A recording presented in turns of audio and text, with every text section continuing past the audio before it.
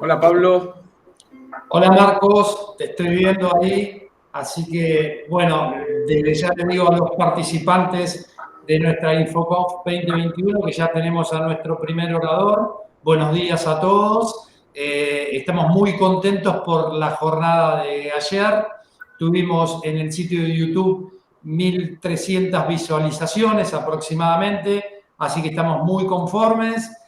Tuvimos el pequeño problema de la presentación que no pudo ser ayer, que va a suceder en el mediodía, así que eso está subsanado. Y bueno, les pedimos que nos sigan con el hashtag InfoConf 2021 y ahora tengo el gusto de tener al doctor Marcos Salt, que nos va a brindar su exposición Evidencia Digital, Nuevos Desafíos para la Cooperación Internacional. Si me permitís, Marcos, voy a leer un poquito de tu currículum vitae reducido. Sos abogado especializado en asuntos penales, socio en Salt and Sergi Abogados, doctor en Derecho y Ciencias Sociales de la Universidad Nacional de Córdoba, director del programa de posgrado sobre cibercrimen y evidencia digital de la Facultad de Derecho de la Universidad de Buenos Aires, consultor del Consejo de Europa en proyectos vinculados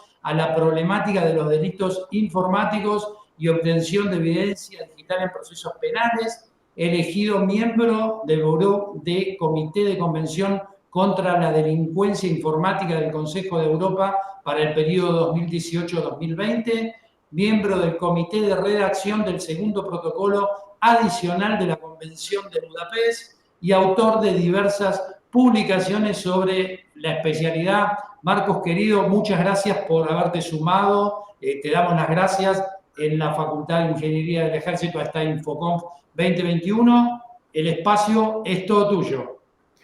Muchísimas gracias, Pablo. El placer es mío. Muchas gracias a vos por la invitación y obviamente a la universidad. Y un placer tener la oportunidad de compartir con ustedes.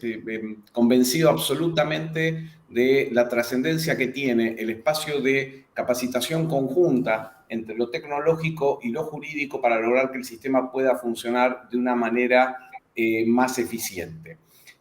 Mi idea para el día de hoy es empezar a conversar algunas cuestiones que quizás no están presentes en el estudio de quienes se dedican a la actividad forense informática e incluso a los investigadores, a los fiscales, a los jueces, que es todo lo que venimos viendo en relación a la problemática, la prueba digital, trasladado también al ámbito de la cooperación internacional. Obviamente a ustedes no se los tengo que explicar, ustedes esto lo conocen mejor que yo. La prueba digital, la evidencia digital, comienza a estar transnacionalizada. Esto significa que yo no voy a tener la prueba en el lugar donde estoy investigando, donde tengo poder jurisdiccional para investigar, en el caso de un juez o un fiscal, o en el caso de un perito en el lugar donde está trabajando, sino que la prueba la puedo tener alojada en cualquier lugar del mundo en servidores alrededor del mundo. Si me permitís, Pablo, comparto una pequeña presentación para guiar la charla. Sí, por supuesto, Marcos. Adelante. Vamos a ver si sale. ¿Cómo no va a salir? Y viste que estas cosas a veces son complicadas, pero vamos a ver si sale. Ahí estoy compartiendo, sí, ¿no? Sí, señor, sí, está saliendo, Marcos. ¿Viste que todo sale, Pablo? Por supuesto. Bueno, ¿cuáles son las cosas que tengo en este breve tiempo que tenemos? Imagínense que analizar todo lo que tiene que ver con la cuestión de los problemas de cooperación internacional, que además de tener cuestiones jurídicas, tecnológicas, tiene cuestiones, como ustedes comprenderán. Marcos, perdón, pero no se está mostrando la pantalla. ¿Ah, sí? Tendrías que descompartir y empezar a compartir de vuelta. Ok.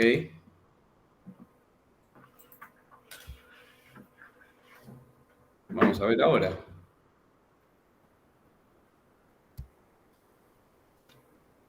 ¿Y por qué pasa eso? ¿Viste? Yo estaba contento. Yo también. Estaba muy optimista.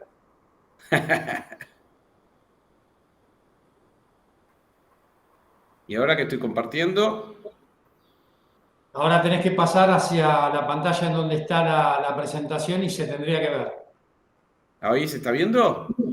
Sí, pero se está viendo tu Meet. Tendrías que ir a la presentación. minimizar la pantalla del Meet e ir a la presentación. Ok.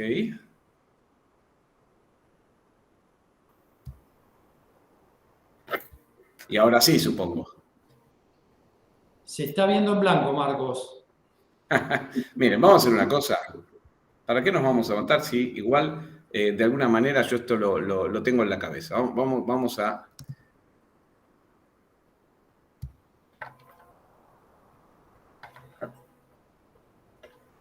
Bueno, se los cuento yo, aunque no lo vean, había hecho unos dibujitos hermosos y unas cositas hermosas. Después se las mando a Pablo para que las comparta, pero así no perdemos tiempo y podemos ir a los temas que me interesa discutir. Todos ustedes conocen, incluso mejor que yo, la problemática que tiene la prueba digital comparado con la evidencia física. Y no tiene sentido que yo les cuente a ustedes, que son especialistas, cuál es la diferencia que hay entre una prueba física y una prueba digital. Básicamente, una prueba física la vemos con nuestros sentidos, una prueba digital son datos, los datos requieren algún tipo de traducción por parte de los expertos técnicos a quienes tienen que tomar una decisión o a quienes tienen que utilizarla en un proceso penal. El proceso al que estamos asistiendo en este momento, y que es un proceso que se viene dando ya hace bastante tiempo, pero que ahora se ha acelerado como consecuencia del COVID, es que se ha dado un reemplazo paulatino de lo que es la prueba física en materia probatoria en los procesos penales por la prueba digital. Básicamente lo que está sucediendo es que cuestiones que antes se probaban con prueba física, hoy se prueban con evidencia digital.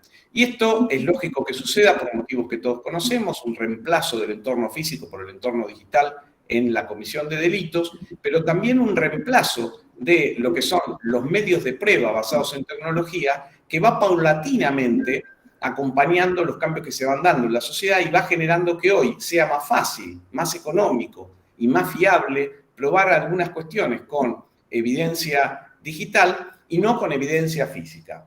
Ejemplo que ya me habrán escuchado mucho, si sucediera algo detrás de Pablo en este momento, nosotros, pongamos que viene alguien y comete un delito detrás de Pablo, pobre Pablo, mirá por las dudas Pablo atrás, que no haya nadie con ganas de pegarte o una cosa así. Pero si alguien en este momento cometiera un delito, un fiscal tradicional normalmente hubiera llamado testigos para ver si alguien vio el hecho. Un fiscal el día de hoy probablemente lo que haría es preguntarle a la organización de esta conferencia si tiene grabada la conferencia y no serían necesarios los testigos.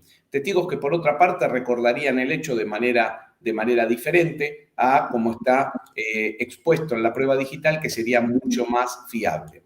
Si esto lo trasladamos a datos de geolocalización, datos de tráfico de comunicaciones, actividades en redes sociales, evidentemente la prueba digital comienza a reemplazar a la evidencia física y esto no es un problema de los delitos informáticos. Esto que comenzó siendo algo ligado a los delitos informáticos o cometidos por medios informáticos, hoy está generalizado para todos los delitos. Esto me permite afirmar que en algún momento, que no creo que sea muy lejano, la prueba física va a reemplazar a la prueba digital y la prueba digital va a reemplazar a la prueba física va a ser solamente complementaria de la prueba digital. Se va a probar a través de evidencias digitales y va a haber un complemento donde quizás sea necesario alguna de las pruebas a las que estamos acostumbrados, los peritajes, los pedidos de informe, las declaraciones de testigos.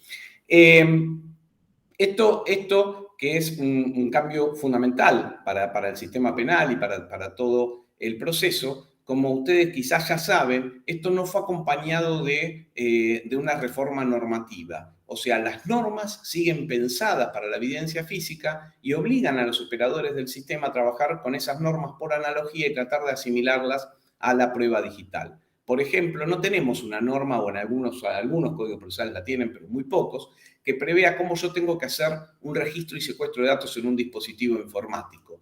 ¿Qué es lo que se utiliza? ¿Qué es lo que utilizan los fiscales y los jueces cuando tienen que incorporar esos elementos de prueba a un proceso que fueron extraídos por quienes trabajan a nivel pericial? Pues utilizan las normas que estaban previstas para la prueba física. Básicamente, las normas pensadas para el registro y secuestro de elementos físicos en un domicilio, o las pruebas que los medios de prueba que estaban pensados, por ejemplo, para la prueba de peritaje, cuando sabemos que esto no es, digamos, de alguna manera no se adapta a esta nueva realidad, generando todos los problemas que quizás quienes están ya trabajando en estos temas conocen, de serios problemas jurisprudenciales, problemas de posibilidades de nulidades, afectación en el funcionamiento. Ahora, esto que lo tenemos en el ámbito nacional se traslada al ámbito internacional de la cooperación internacional. Ustedes miran, bueno, pero como perito que trabajo en la Argentina, o como policía, o como fiscal, juez en la República Argentina, ¿por qué tengo que estar tan preocupado de cuáles son las normas que rigen la cooperación internacional? Precisamente por lo que señalaba al principio. Tenemos que todos tener en cuenta, ustedes ya lo saben, que en el corto plazo las pruebas digitales que necesitamos incorporar a un proceso no van a estar en los dispositivos que tenemos en nuestro poder acá. Muy probablemente podamos acceder a través de los dispositivos que tenemos, pero la información va a estar alojada en lo que metafóricamente se ha dado en llamar la nube, va a estar alojada muy probablemente en servidores que están en extraña jurisdicción. Y acá es donde surge un problema que yo lo he denominado como el problema de el sentido común versus las normas jurídicas. ¿A qué me refiero con el sentido común? Me refiero al sentido común tecnológico. Si yo les pregunto a ustedes, a quienes sean técnicos en este panel, digamos, si ven algún problema en que la prueba esté alojada en extraña jurisdicción, con muy buen sentido con muy buen sentido común tecnológico, me van a decir, la verdad que no veo ningún problema, porque Internet no tiene fronteras y yo la prueba la voy a poder obtener y no me importa demasiado en qué servidor está. El problema es que este sentido común choca con el sentido jurídico. O sea, va a haber situaciones en donde la obtención de pruebas que se pueden obtener desde un punto de vista tecnológico sin problema y sin considerar el tema de las fronteras físicas, va a chocar con lo que se conoce en el derecho como el principio de territorialidad y el principio de soberanía nacional. O sea, puede ser entendido que la actividad que realiza un perito en la República Argentina, ubicando, registrando y obteniendo pruebas en servidores que están en extraña jurisdicción, sea interpretado como un acceso transfronterizo de datos no permitido en otro país. O sea, vamos a ponerlo en términos concretos. A Pablo acompaña una medida de allanamiento, acompaña a las fuerzas policiales que van a ejecutar una medida de allanamiento en mi domicilio. La orden lo que dice es que hay que ingresar al domicilio de Marco Salt, secuestrar todo dispositivo informático que pueda tener información útil y cuando llegan a mi domicilio, por ejemplo, me están investigando por un delito tributario, y una de las cosas que se quiere es revisar, no sé, mis estados bancarios de determinadas cuentas. Y Pablo ingresa junto con las fuerzas policiales, se ponen a trabajar y dicen, perfecto, acá está lo que estamos buscando, señor juez, quédese tranquilo, acá está la prueba. Está alojada, ahora la voy a traer porque está alojada en el servidor que tiene el banco con el que trabaja Marco Salt, en el servidor que tiene el banco en Suiza, digamos, pero ahora la traigo. Bueno, eso que se llama técnicamente en materia jurídica como extensión de registros, o sea, la posibilidad de extender un registro a un lugar diferente para el cual yo tenía la orden de allanamiento, eso, en la medida que cruza frontera, o sea, que la palabra que me dice Pablo es el servidor está en Suiza, empieza a tener problemas desde el punto de vista de la cooperación internacional. Y no siempre va a ser tan fácil decidir si es legítimo que yo traiga esa prueba o no es legítimo que yo traiga esa prueba al proceso. Y siendo más allá, y sin ánimo de asustarlos, pero es interesante que lo tengamos en cuenta y para que veamos por qué es tan importante estar atentos al tema de la normativa internacional en la materia. Piensen ustedes que en algún caso no solo es un problema de licitud de la prueba en la Argentina, o sea, que yo vaya a poder utilizar esa prueba cuando la trate de incorporar un proceso en la Argentina, sino que algún país puede interpretar que Pablo, haciendo esa actividad de traer esa información desde un servidor que está en el extranjero, está cometiendo un delito en extraña jurisdicción, aunque tenga una orden judicial para hacerlo. Si nos diera el tiempo, después les podría, y si no, a través de Pablo les puedo mostrar algunos casos donde esto ha sucedido, digamos. Hay casos donde, por ejemplo, agentes del FBI que han trabajado en investigaciones y que han ingresado a través de dispositivos que tenían legítimamente secuestrados en Estados Unidos han ingresado en servidores en Rusia, que terminan con causas también en Rusia por un acceso ilegítimo al sistema informático en aquel país por haber ingresado desde el punto de vista tecnológico. ¿Qué es lo que sucede ahí? ¿Qué es lo que sucede? Sucede precisamente esto. Tenemos un problema del sentido común tecnológico que indica que yo podría seguir sin ningún tipo de problema versus las normas jurídicas. De la misma forma que les señalaba al principio que los códigos procesales no fueron modificados, no fueron modificadas tampoco las normas de cooperación internacional. Y las normas de cooperación internacional, me refiero a las normas de cooperación entre países, siguen regidas por esto que se conoce como principio de territorialidad y que está anclado en la idea de fronteras físicas.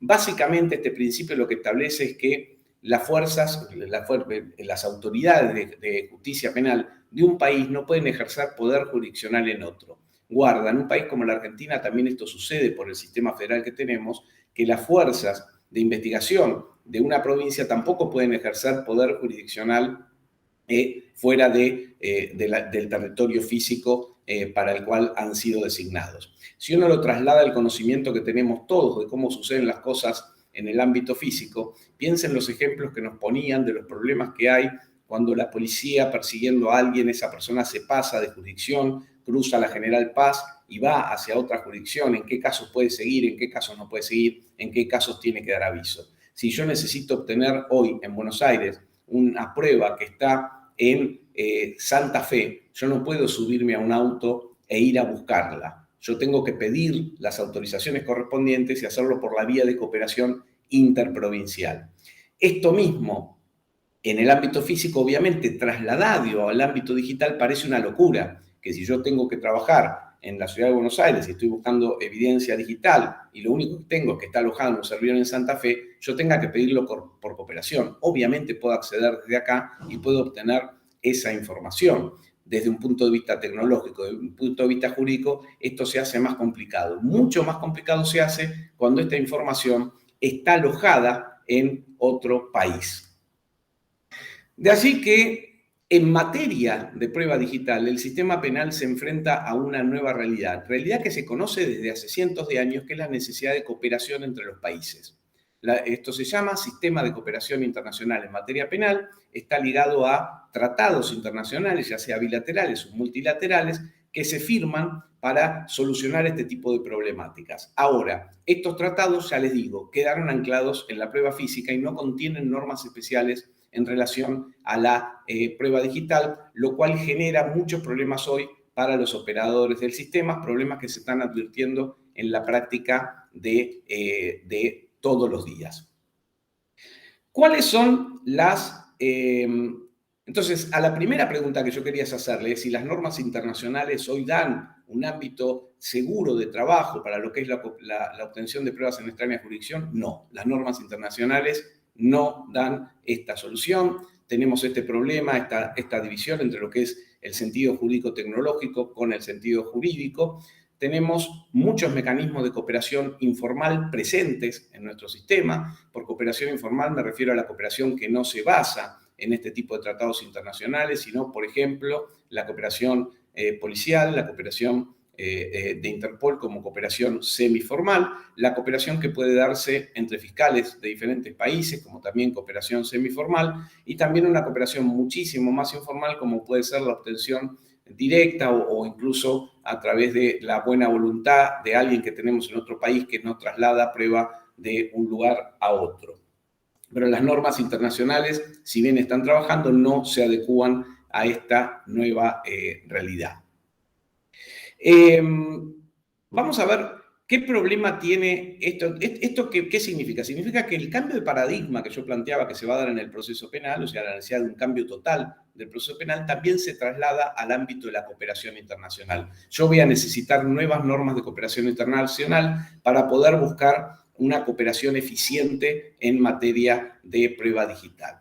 ¿Cuáles son las formas tradicionales? Y ahora vamos a empezar a ver algunas cuestiones prácticas que quizás no están advertidas por nuestra jurisprudencia, por quienes trabajan en el sistema, por ustedes mismos cuando realizan un trabajo pericial. ¿Cuáles son las formas más tradicionales de accesos transfronterizos de datos? En primer lugar, obviamente tenemos el acceso transfronterizo a datos abiertos. Esto lo voy a dejar de lado porque si el dato está abierto, ya la costumbre internacional ha previsto que esto se pueda utilizar de un país a otro sin ningún problema. El problema lo tenemos con lo que es el acceso transfronterizo a datos cerrados. Y acá pueden darse diferentes supuestos. Podemos tener acceso transfronterizo de datos a través de un dispositivo al que llegamos legítimamente conforme a las órdenes judiciales que nos permitieron obtener un determinado dispositivo, ya sea la norma, ya si yo tuve un dispositivo en un allanamiento o si yo lo obtuve en una requisa, ya sea que obtenga el acceso a una computadora, a un dispositivo celular, lo que es el acceso directo a través de ese dispositivo. Ese es el ejemplo que les ponía antes con relación a Pablo.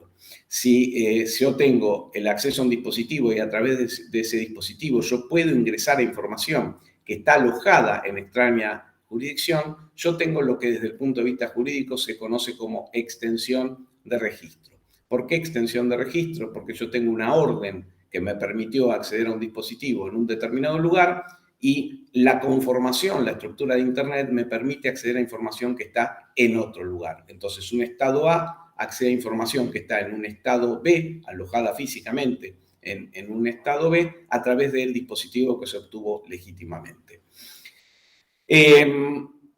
Entonces, esto ustedes imagínense que esto, seguramente los que ya estén trabajando, esto sucede diariamente, digamos. Diariamente nosotros a través de un dispositivo podemos acceder a información que está alojada en otra jurisdicción. Ustedes me preguntan, ¿pero esto está pasando jurisprudencialmente? Sí, está pasando. ¿Se está advirtiendo? No. La verdad que no hay mucho debate desde el punto de vista jurisprudencial, pero hay que estar atentos, tanto desde el punto de vista tecnológico como desde el punto de vista jurídico a este tipo de problemáticas. Por ejemplo, si ustedes están utilizando un sistema que permite el acceso a información en la nube destrabando claves en un país extranjero, tienen que prestar mayor atención. Si ustedes están ingresando en un servidor que está en el extranjero, probablemente tengan que tener presente ejercer el menor poder jurisdiccional posible, por ejemplo, no removiendo los datos. Normalmente, si ustedes van a entrar, por ejemplo, a través de mi dispositivo a Facebook, a mi Facebook, no vayan a tener problema afuera. Pero si ustedes se toparon con que yo trabajo, como les señalaba antes, en un banco extranjero, ingresan al servidor de un banco extranjero y remueven pruebas, probablemente generen un conflicto que tiene que ver con lo internacional y además no solo poder tener problemas para la incorporación de la prueba acá, sino generar un conflicto entre países. Ahora, este es el acceso directo. Yo tengo mi idea de en qué casos se puede, en qué casos no se puede, pero ya les digo, no es que está previsto esto en nuestra legislación y en nuestra ley, no está previsto tampoco en los pactos internacionales. Para mí puedo continuar con este trabajo que estoy realizando, si yo accedí legítimamente a través de un dispositivo, siempre y cuando no deba ejercer poder jurisdiccional en el extraño país. Si yo tengo que ejercer poder jurisdiccional, esto se complica y debería quizás suspender el trabajo que tengo que hacer. Por ejemplo, si tengo que romper alguna clave o tengo que efectuar algún tipo de tarea que signifique un ejercicio que pueda ser entendido en el otro país como ejercicio de poder jurisdiccional extraterritorial. Esto ya les digo, todos los días. Muchas veces ni siquiera las herramientas que ustedes utilizan desde el punto de vista pericial les avisan que están haciendo este tipo de operación y trabajan en la búsqueda de la información directamente sin fijarse si esto se trasladó a extraña jurisdicción o no. El otro tipo de acceso transfronterizo que puede darse es el de manera directa. Este claramente significa un ejercicio de poder jurisdiccional que hoy no sería aceptado en otros países. O sea, si Pablo está enterado que yo tengo información mía en una cuenta Dropbox y decide incorporar esta prueba por medio de ingresar directamente a Dropbox y tratar de obtener mi clave de alguna manera y destrabar esta clave, o sea, hacerlo desde una oficina estatal o de la oficina en la que está trabajando, esto claramente va a ser entendido como un acceso ilegítimo en extraña jurisdicción y va a ser difícil incorporarlo al proceso. Una cuestión que está generando muchísimo problema en todo el mundo es lo que se llama el acceso directo a través de la cooperación directa de los proveedores. Si ustedes se fijan, todos los que trabajan en esto, sabemos que si hoy uno necesita obtener prueba que está en poder de Facebook, Microsoft, Google, todos los proveedores de servicios de Estados Unidos, esta prueba la vamos a obtener por cooperación directa. No vamos a necesitar un exhorto internacional, sino que lo vamos a hacer por vía de la cooperación directa, a través de los portales y bajo las condiciones que las compañías establecen. Esto que es aceptado como algo muy sencillo, la posibilidad de que estas empresas me entreguen los datos, no está previsto tampoco en la legislación y puede tener algún tipo de inconveniente cuando querramos valorarlo en un proceso. De hecho, si ustedes se ponen a ver en el resto del mundo, si lo mismo que hoy hacen pidiéndole datos a Facebook, se lo pidieran a la Telefónica de España en España o la Deutsche Telekom en Alemania, no obtendrían la información. O sea, un fiscal argentino que le pidiera a esas compañías, la respuesta que vendría es que tienen que ir por los canales de exhorto internacional. Y si lo piensan al revés, de manera muy sencilla, si un fiscal en Estados Unidos o un fiscal en Alemania necesita datos de un proveedor de servicios en Argentina y se lo pide de manera directa, o sea, por ejemplo, le manda un mail a Fivertel pidiendo cooperación, Fivertel le va a tener que contestar que no puede, conforme a la legislación de Argentina, entregarle esa información. Entonces, todas las formas de cooperación directa tienen todavía algunos problemas que tienen que ser resueltos. ¿Qué se hizo a nivel internacional para tratar de solucionar estos problemas? Quizás lo más importante que podamos señalar en términos de la República Argentina es la Convención de Budapest, a la que sé que otro expositor se va a referir posteriormente a mí, pero sí quiero dejarles algo que es importante. Es sin duda la Convención de Budapest, la Convención de Cibercrimen del Consejo de Europa, la convención más importante de las que tenemos vigentes en este momento en el mundo. Reúne 66 países, entre los cuales está la República Argentina, y tiene solucionado el tema de tener normas procesales, normas de cooperación en espejo para estas normas procesales, y incluso unidades 24/7 para que se pueda solicitar información, y está pensado precisamente para la cooperación internacional en todo lo que tiene que ver con evidencia digital. Ahora, todo lo que se solucionó en la Convención de Budapest no alcanzó a muchos de los problemas modernos a los que nos estamos refiriendo hoy. Les voy a poner una cuestión que me parece fundamental que tengan en cuenta pensando en el trabajo que se viene para el futuro. La Convención de Budapest previó normas procesales y normas en espejo, básicamente normas en espejo en la cooperación internacional, básicamente lo que es el aseguramiento de datos, la orden de presentación de datos, el registro y secuestro de datos en dispositivos informáticos y todo lo que es la intervención de datos de tráfico y datos de contenidos en línea. Esto lo previó como medidas que los países tienen que tener a nivel interno, pero también cómo hacerlo cuando uno lo tiene que hacer a nivel internacional. O sea, cómo hacemos cuando el aseguramiento de datos o cualquiera de las otras medidas la tengo que hacer, por ejemplo, en un servidor que está en Chile. Eso está previsto en la Convención. Posterior a la Convención, surgieron nuevos desafíos tecnológicos. Estos nuevos desafíos tecnológicos generaron la necesidad de que el Estado también cuente con nuevas herramientas de investigación.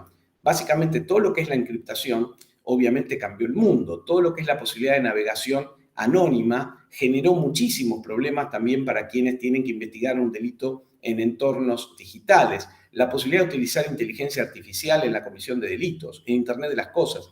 Todo este tipo de cuestiones generaron la necesidad de nuevos medios de investigación. Por ejemplo, si yo tengo que allanarlo a Pablo Prosi y lo allano a Pablo, digamos, buscando un montón de información, o previamente al allanamiento, incluso yo ya tengo información que lo voy a allanar, pero que toda la información que él tiene la tiene encriptada en su computadora.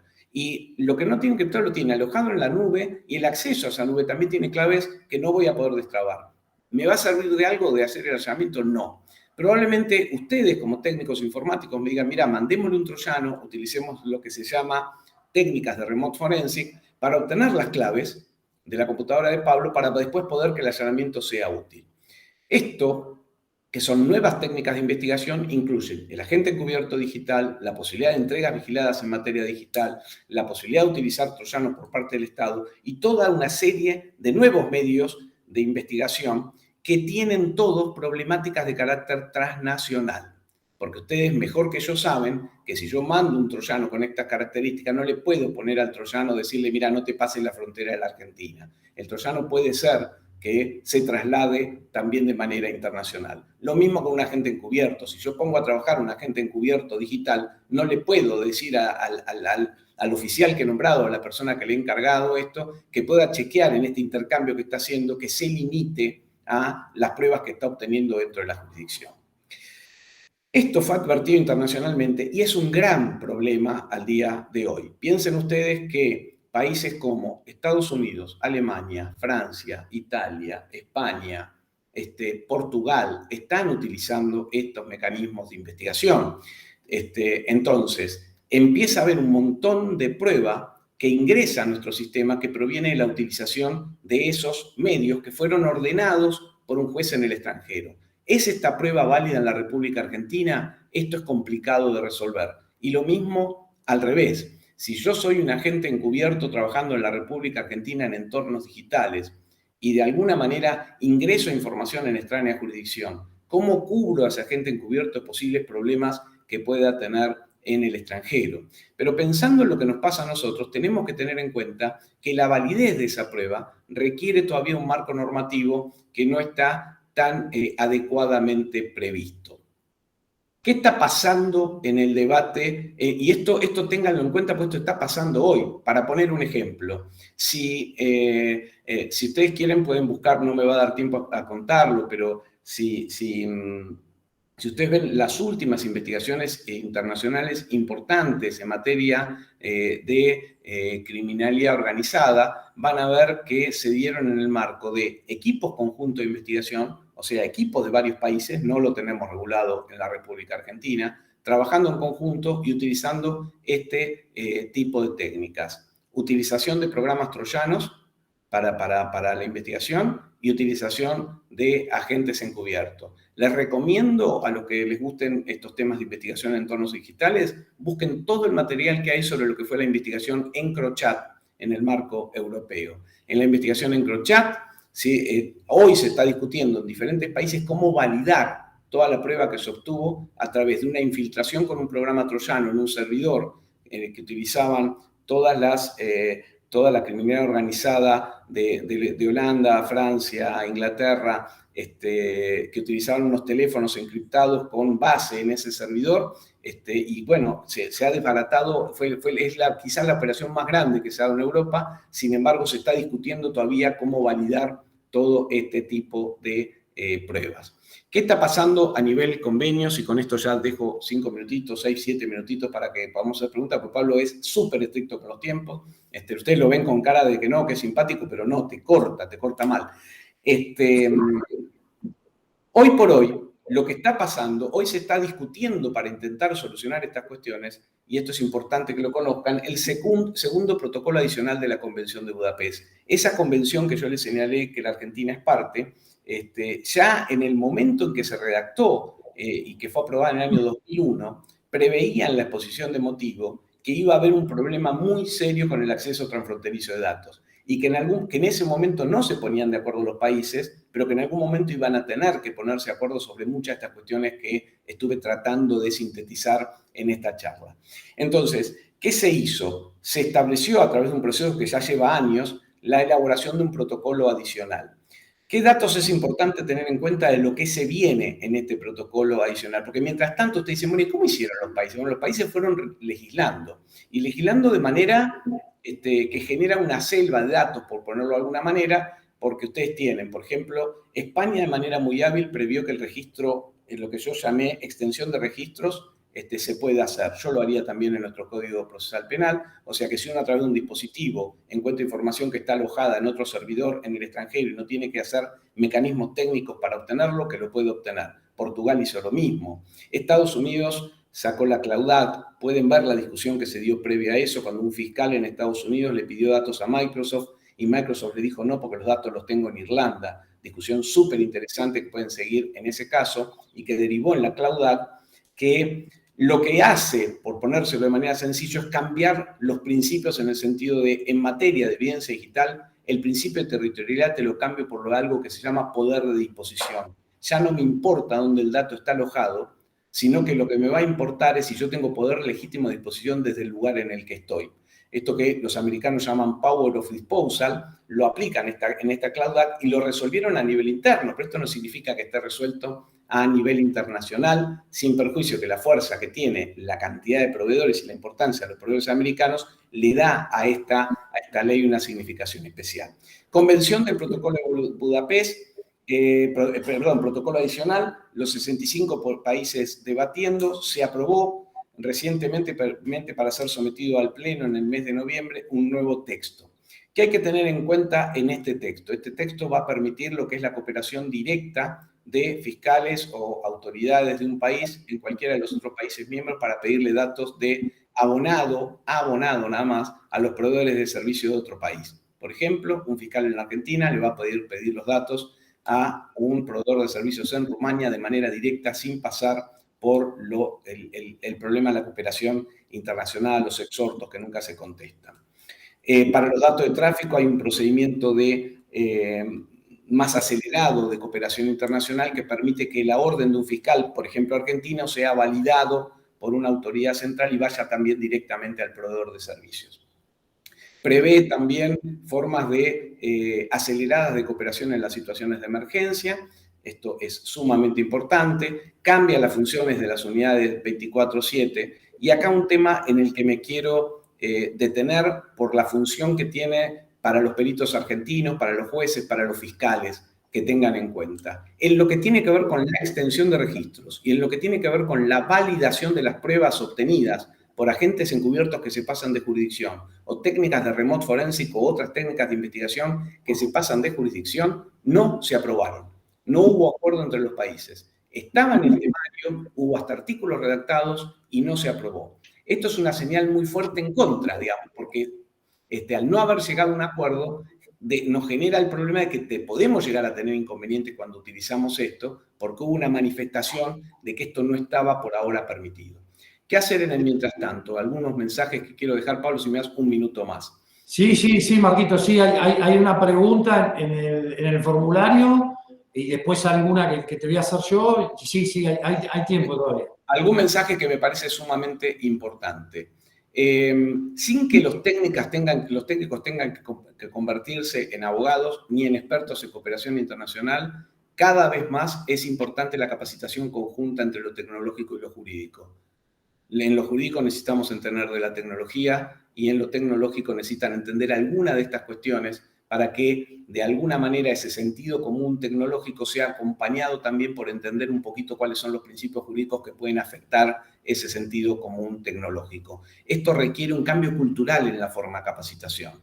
La capacitación ya no alcanza con que se haga de la manera tradicional que la damos, porque lo que tenemos es que cambiar la cultura del funcionamiento del sistema, de la búsqueda de prueba física a la búsqueda de prueba digital. Un buen ejemplo es lo que están organizando en esta conferencia, en donde hay mezcladas las opiniones de lo tecnológico con lo jurídico. Los cambios normativos son importantes. Hay que acelerar los procesos de cambio a nivel de la cooperación internacional y también a nivel de la cuestión de los códigos procesales locales, porque son los códigos procesales locales los que le van a dar sustento y de alguna manera una cierta seguridad al operador, al fiscal, al técnico que nos está acompañando en una investigación. Pablo, vamos a las preguntas. Vamos, Marcos.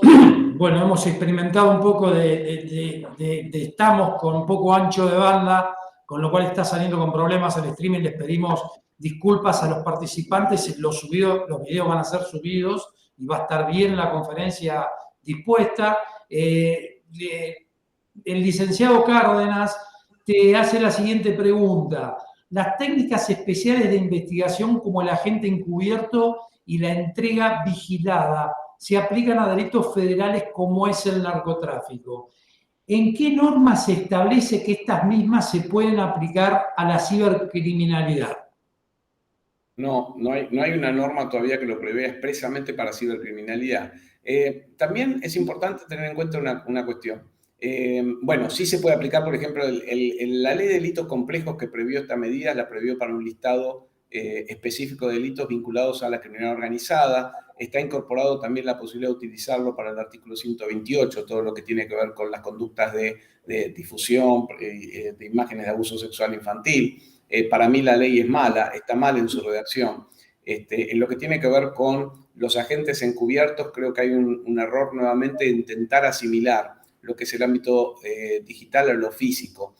Y esto lo saben ustedes mejor que yo, más que prever un agente encubierto con las características que tiene para el mundo físico, con darle protección, con todas las que lo tenga que disponer el Ministerio de Seguridad. Acá lo que necesitamos es la autorización para crear perfiles digitales falsos. Y el perfil digital falso, una vez creado y bien establecido, lo puede utilizar mucha gente, digamos, lo pueden utilizar diferentes operadores.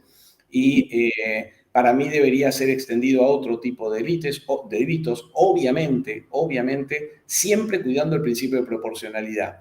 La idea de proporcionalidad es fundamental. El fin que se tiene que obtener, el fin tiene que justificar que utilicemos este tipo de medios y no empezar a generar agentes encubiertos en materia digital que ande dando vuelta por todo Internet. Ahora, hoy por hoy es difícil de fundamentarlo para delitos para lo que no está expresamente previsto. Lo que yo señalaba que tienen que tener en cuenta es que las normas que rigen el agente encubierto en otros países son diferentes. ¿Y qué pasa cuando un agente encubierto empieza a ver, por ejemplo, que hay ataques informáticos que se están dando de direcciones IP de la República Argentina? Lo que va a hacer es nos va a mandar vía Interpol esa información.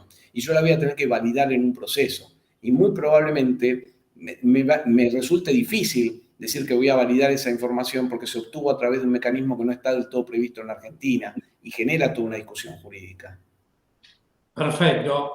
Bueno, Marcos, está bárbaro todo esto, está bárbaro la discusión del agente encubierto. Las fuerzas de seguridad, hasta que no apareció la ley, es algo que de alguna manera era un trabajo que se hacía, no se visualizaba en las actas judiciales porque no era algo que existiese, pero era algo que había que transparentarlo de alguna manera porque eran trabajos que las fuerzas de seguridad clásicamente de alguna u otra manera lo vienen haciendo. Quería también hablar un poquito vos hablaste del troyano judicial o del allanamiento remoto forense, que fue algo que yo también ayer les pedí que opinaran a Dani Dupuy y a Pablo Casas, y vos muy bien decís el tema de que un troyano técnicamente puede estar configurado en servidores que estén alojados en lugares en donde ni siquiera se cumple con el convenio de Budapest, porque si no, no podría estar alojado un malware en un lugar en donde se cumple el convenio. Desde ahí hay que ejecutarlo con el comando control para allanar el domicilio. Es terriblemente complejo el tema de un troyano judicial, todos los diferentes condimentos legales internacionales que puede llegar a tener, ¿no? Totalmente, pero piensa en una cosa, yo creo que esa es la medida de prueba que vamos a estar discutiendo en los próximos tiempos en Argentina. Creo que es una medida que es absolutamente necesaria, pero que va a haber que limitarla muchísimo. Y le llamo la atención sobre algo. Piensen que mal regulado, a mi forma de ver y de mi humilde opinión, el troyano está previsto, las formas de registro remoto de dispositivos, o sea, está previsto en la República Argentina en el Código Procesal Penal de Neuquén, en el Código Procesal Penal de Tucumán y en el Código Procesal Penal de Corrientes. Y fue rechazado en la legislatura de la Ciudad de Buenos Aires cuando se discutió y en el Congreso Nacional en el año 2018. Con lo cual se genera una situación que es sumamente extraña. Supongamos un fiscal que utiliza un programa troyano conforme a la legislación de Corrientes. La verdad es que ese programa troyano obviamente va a obtener pruebas también en Buenos Aires, supongamos que está investigando un fraude informático. A ver. Entonces, esto genera muchísimos problemas y a nivel internacional, muchísimo más. A mí me parece muy interesante la regulación del Código Procesal Penal de España del 2015, la regulación de Alemania del 2017, como para que tengamos modelos de cómo esto se puede hacer protegiendo también que no se utilice de cualquier manera. Hay que trabajarlo de manera tal de que el procedimiento sea un procedimiento quirúrgico. Yo no estoy a favor del envío de un programa troyano a la computadora de un sospechoso y dejarle el programa troyano 6 meses a ver qué obtiene, digamos. Eso no sería válido.